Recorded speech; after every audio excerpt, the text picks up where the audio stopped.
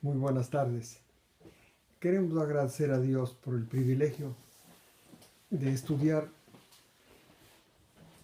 el escrito a los romanos. Como ustedes recuerdan, perdón, a los hebreos, perdónenme. Como ustedes recuerdan, Pablo escribió a los hebreos para explicarles con amplitud, primeramente, quién era el Mesías, porque ellos tenían una visión deformada del Mesías. Como conocieron al hijo de un carpintero, Jesús, que transitó con humildad durante su vida en esta tierra, sin gloria ni pompa, y murió vergonzosamente en una cruz. Ellos tenían una idea deformada del Mesías. Además, sus maestros nunca les enseñaron que el Mesías debía sufrir, como se lee en Isaías 53, y que además de sufrir, él antes de ser rey debería morir y resucitar, ir al cielo. Y entonces, estos escritos a los romanos van aclarando punto por punto. El capítulo 2 habla sobre el sufrimiento, el misterio. Él tuvo que hacerse hombre para poder limpiar de los pecados a los hombres, para poder ganarse el gobierno del mundo futuro, la salvación. Además, tuvo que hacerse hombre para poder salvar a los de la fe. Tuvo que hacerse hombre y con una herencia semejante a la de los hombres, también para vencer el poder de Satanás en los seres humanos, y tuvo que hacerse hombre para ser un misericordioso sumo sacerdote ante Dios, para poderles ayudar a vencer sus debilidades y flaquezas a los de la fe, vencer las tentaciones, mostrándoles su obra por ellos, su circuncisión, su bautismo, su crucifixión, su muerte, su ascensión, enseñándoles las razones por qué sufrió esto para salvarles a los hombres, por qué razón tuvo que hacer eso. En el capítulo 3 nos habla, les enseña a los judíos la necesidad de vivir por la fe. No olviden que ellos estaban acostumbrados a enseñar que la vida es por obediencia a la ley. Y entonces, bajo ese criterio, los fariseos hicieron una cantidad de transformaciones en la ley de Dios para ayudarles, para posibilitar que los judíos puedan guardar la ley, los 10 mandamientos.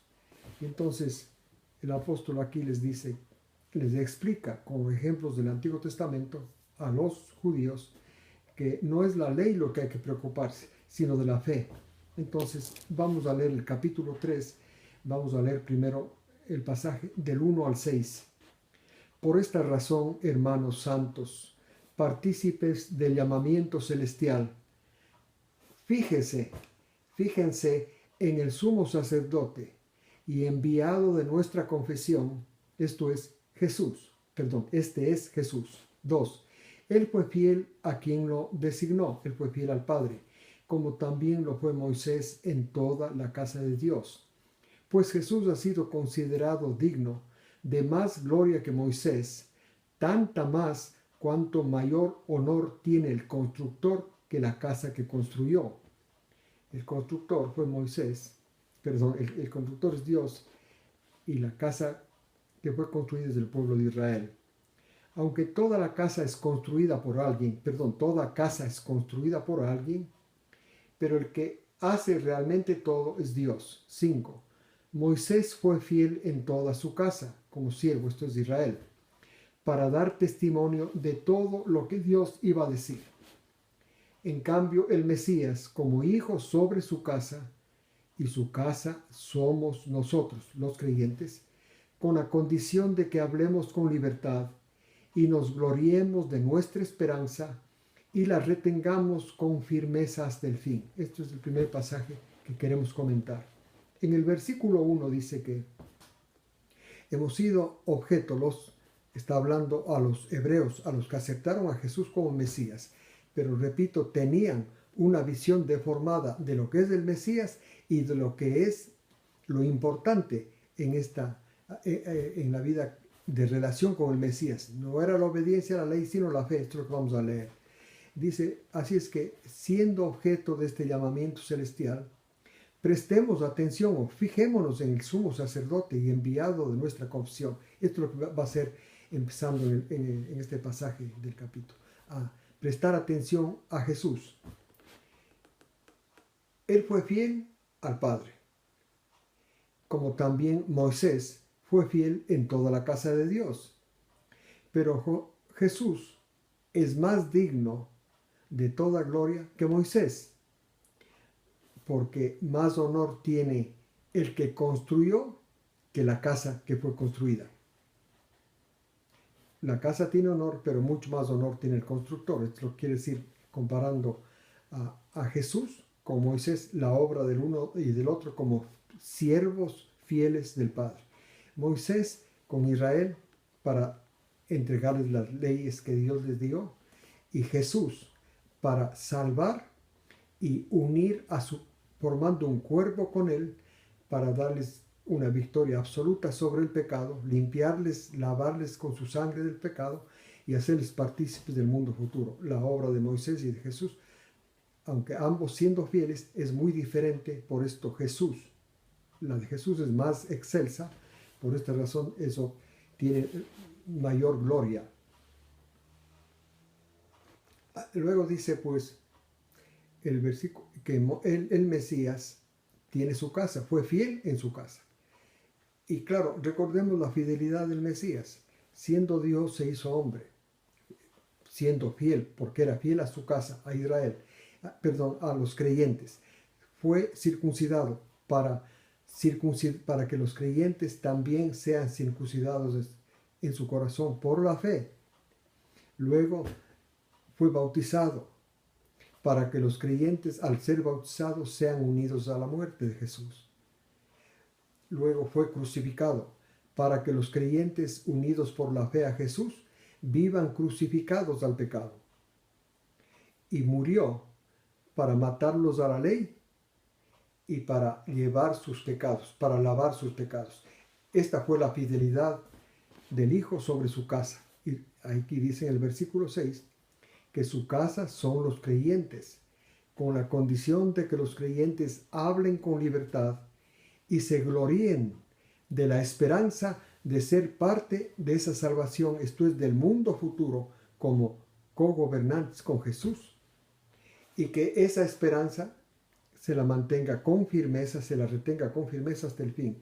La esperanza de los creyentes, que Jesús vino a levantar con su experiencia, con su servicio fiel al Padre, era para que sean ellos poseedores de la tierra, tal como le prometió Dios a Abraham. Ahora, del 7 al 11. Por esto, como dice el Espíritu Santo, si hoy oyen su voz. 8. No endurezcan el corazón como en la provocación, como en el día de la prueba en el desierto. 9. Donde me tentaron sus antepasados. Me tentaron a ver si realmente soy capaz y vieron mis obras por 40 años. Esta es una traducción literal del pasaje, del versículo 9. El 10. Por lo cual me disgusté con aquella generación y dije, siempre se desvía el corazón de ellos, porque no han conocido mis caminos. 11. Por esto juré en mi ira, no entrarán en mi reposo. Muy bien, se está refiriendo aquí en los pasajes citados en el 7 al 11, al libro de los Salmos, cuando refiere que ellos, los judíos, no oyeron su voz, la voz que quedamente les hablaba en la mente, para que no endurezcan el corazón, como ocurrió cuando en el día de la Meriba y también en la Masá, en el día de la Masá. Estas son dos experiencias que ustedes conocen muy bien. La una está en Éxodo 17, del 1 al 7, y la otra está en Números 20, del 1 al 3. En la primera, el pueblo judío, el pueblo de Israel había visto las grandes señales que hizo Dios, su poder extraordinario, su fidelidad para el pueblo, cuando lo sacó de Egipto. Sin embargo, pocas semanas después, cuando iban a acampar en una zona desértica, se olvidaron de que les estaba guiando, que en medio de ellos había el Dios, el Todopoderoso, el que les sacó de Egipto, un Dios todopoderoso. Empezaron a quejarse porque no tenían agua. Y entonces esa queja, que significaba una gran desconfianza, una gran incredulidad hacia Dios, es lo que se llama que le tentaron, le provocaron. Bueno, Dios hizo el milagro, ustedes recuerdan, le ordenó a Moisés golpear la peña, la roca, y saldría agua de la roca, de la peña, en un desierto. Y así mismo ocurrió. También le tentaron posteriormente, cuando iban a entrar ya en la tierra prometida, le tentaron otra vez. Les había traído Dios haciendo milagros y prodigios a través del desierto y estaban cerca ya de la tierra que le prometió a Abraham y que les iba a dar a ellos. Tierra que ellos siempre dudaron que llegarían por razón de su incredulidad.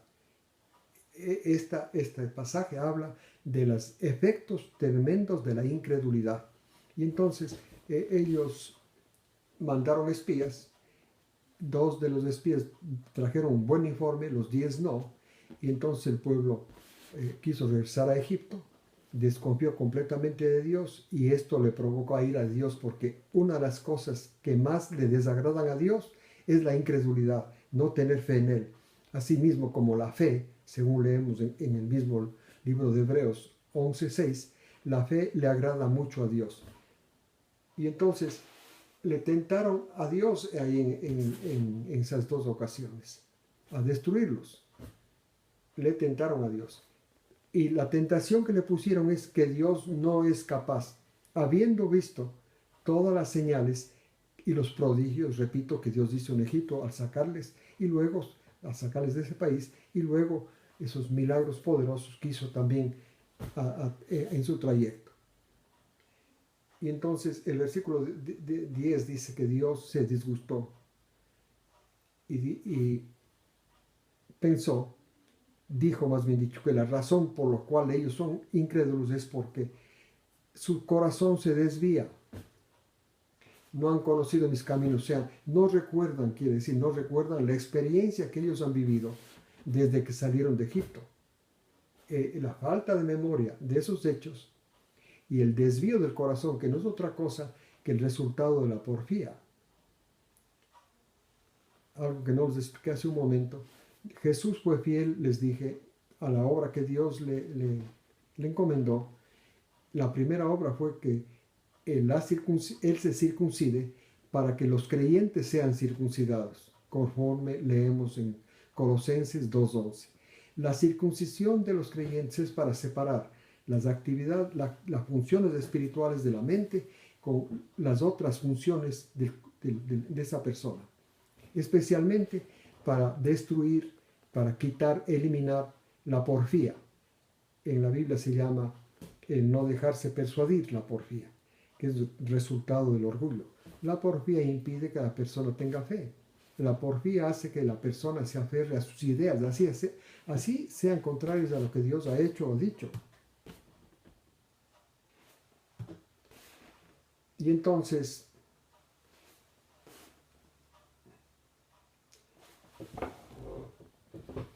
perdónenme, hubo una interrupción aquí en mi computadora donde tengo registrado el texto que estamos estudiando.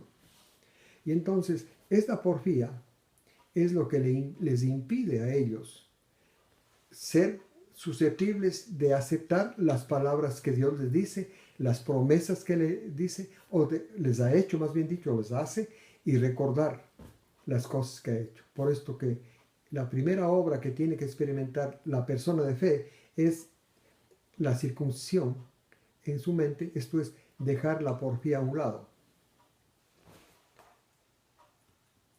Ahora, vamos a continuar con los versículos 12 al 14. Entonces, esto le está poniendo Pablo estos ejemplos a los israelitas, ejemplos de su historia que ellos lo conocían muy bien, en que indica que lo que más desagrada a Dios y que despierta su ira al extremo de que pase lo que les ocurrió a ellos en el desierto, que ninguno de los que salió de Egipto entró en la tierra prometida, por incrédulos, nada más que por incrédulos, con excepción de los que fueron destruidos cuando hicieron esos bailes bacanales cuando Moisés estaba esos 40 días en el monte con Dios. El resto murieron por incredulidad. Esto es importante, esta lección tenerla. Es importantísimo para los hebreos, era y es, y también para los cristianos. Versículos 12 al 14. Tengan cuidado, hermanos, no sea que en alguno de ustedes haya un corazón malo por la incredulidad y se aparten del Dios viviente. 13. Por eso exhórtense cada día, unos a otros, mientras hay ese hoy, o sea, mientras hay ese llamamiento, para que no se endurezca alguno de ustedes por el engaño del pecado. El 14. Ya que hemos llegado a ser participantes del Mesías, si retenemos con firmeza hasta el fin el principio, el fundamento de nuestra seguridad. Vamos a comentar el versículo 12.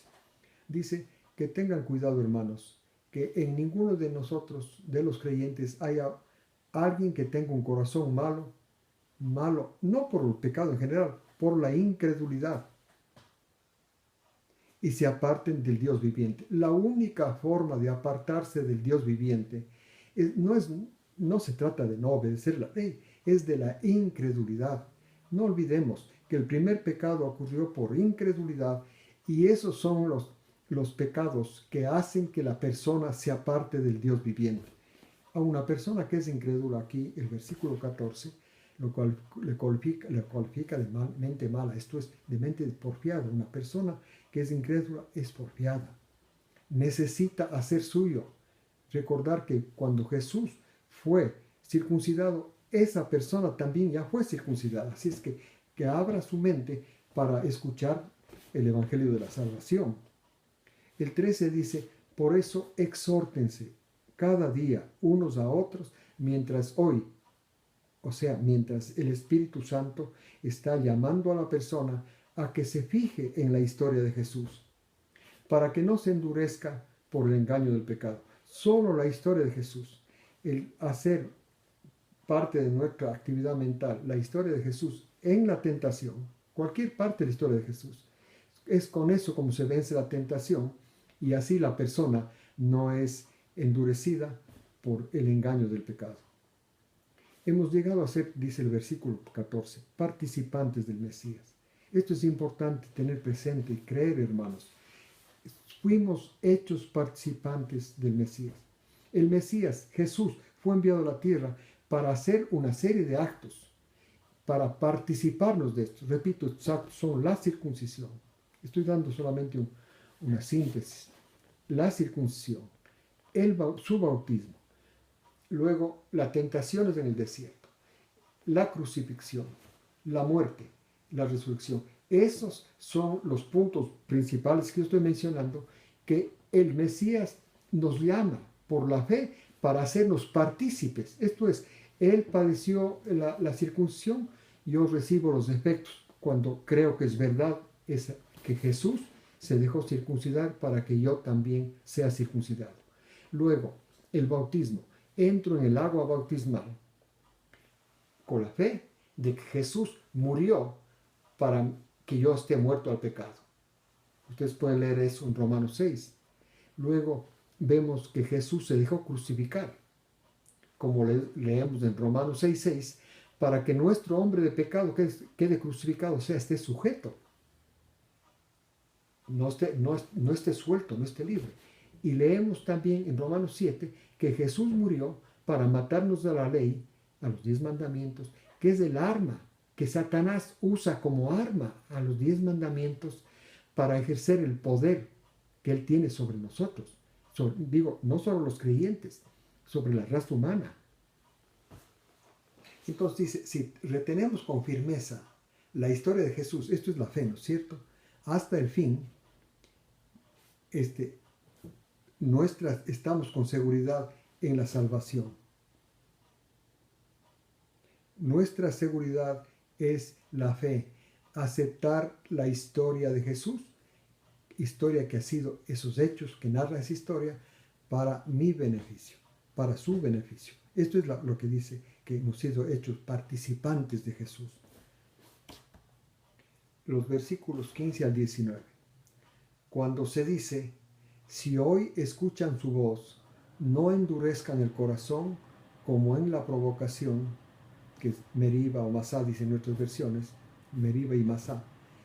16. Pregunto, ¿quiénes, habiendo oído, le provocaron? ¿No fueron todos los que salieron de Egipto, guiados por Moisés? 17. ¿Y contra quiénes se enfureció Dios durante 40 años? ¿No fue contra los contra los que pecaron y cuyos cuerpos cayeron en el desierto? Los israelitas, lo que les dije hace un momento, por la incredulidad, hermanos. ¿A quienes juró que no entrarían en su descanso? Sino a los que no se dejaron persuadir. Vemos, dice el 19, que no pudieron entrar por su incredulidad. Este es el problema mayor que tiene la humanidad. Repito, porque el pecado empezó por la incredulidad. Adán y Eva no creyeron a Dios, le creyeron a Satanás. Y entonces les escribió a los hebreos estos escritos. Y a los hebreos, a los que tenían como máximo objetivo de su vida guardar la ley, los cristianos primeros, hebreos, creían creer que lo que Dios esperaba de ellos es que tengan fe en que Jesús es el Mesías prometido, y segundo, que sigan guardando la ley. ¿Qué es lo que hacen la mayoría de cristianos actualmente? Pero lo que Dios quiere es que vivan por la fe en la historia de Jesús. Cada uno de estos hechos que les acabo de decir y otros son parte de la historia de Jesús, que Él los vivió para hacernos partícipes a los creyentes. Haga la prueba. Empiece a tener fe en la historia de Jesús, que Dios vivió esa historia, repito, para su beneficio. Les agradezco la atención que han prestado a este estudio y espero que esta próxima semana Dios los bendiga. Gracias por escuchar.